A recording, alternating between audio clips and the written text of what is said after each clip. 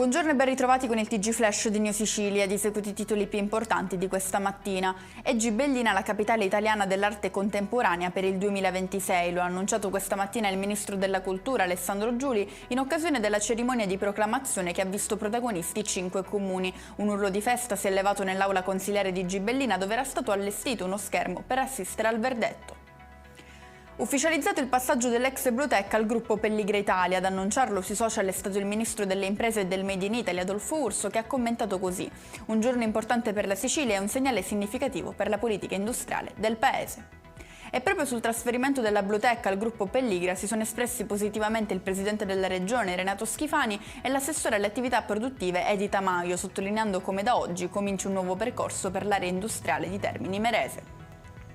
Vinto dalla regione siciliana il ricorso contro l'impugnativa della Presidenza del Consiglio dei Ministri arrivata a marzo scorso. A stabilirlo è la Corte Costituzionale, dichiarando che l'articolo 8 della legge di stabilità regionale 2024, che stanzia 4,3 milioni di euro per l'elemento perequativo dei dipendenti regionali, non viola la Costituzione.